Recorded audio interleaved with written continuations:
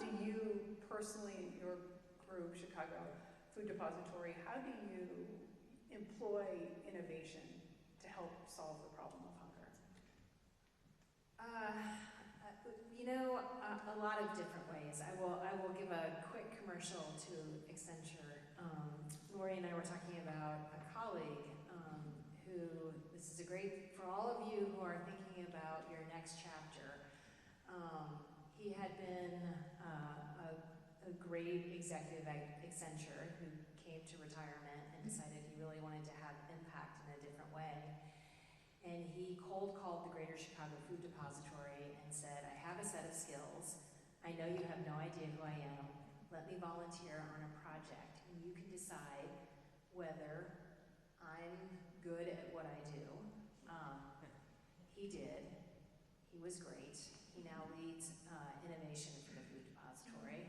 He's the reason we were able to get the award that we did a year ago for some work that we're doing with technology that's really centered on the neighbors that we serve.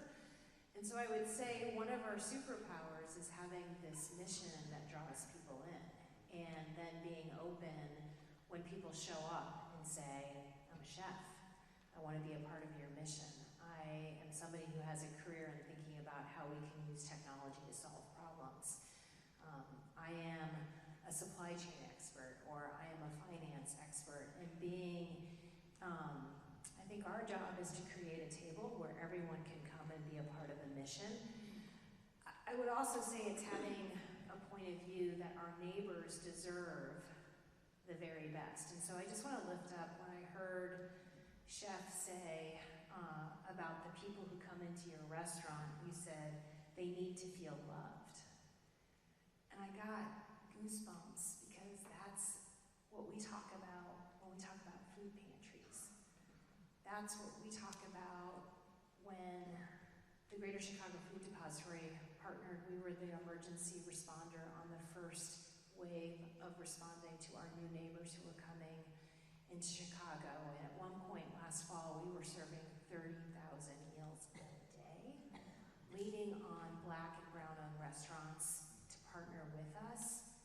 And what we talked about at every turn is this is not about coming up with the cheapest solution. This is not about coming up with a down and dirty solution. This is about leaning into the opportunity to see our new neighbors as amazing human beings who deserve our love. And in this moment, there was no better example of our love than amazing food. And I cannot even begin to tell you the number of conversations I had with mothers and fathers and young children who have had a horrific journey to this city.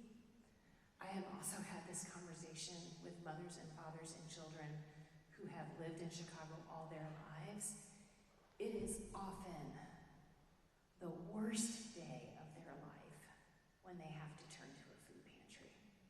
So for us to have love, for us to think about a world where grocery stores, I love your stores, but also when I'm listening to that, I'm thinking about, you're right about there not being a bodega culture.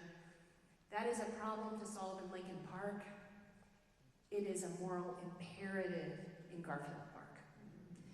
And the question is, how do we continue to lean in and invite people to come up with the solutions? Because the answers are there, and we need to make sure that we are extending it to all neighbors, not just the ones who have disposable income.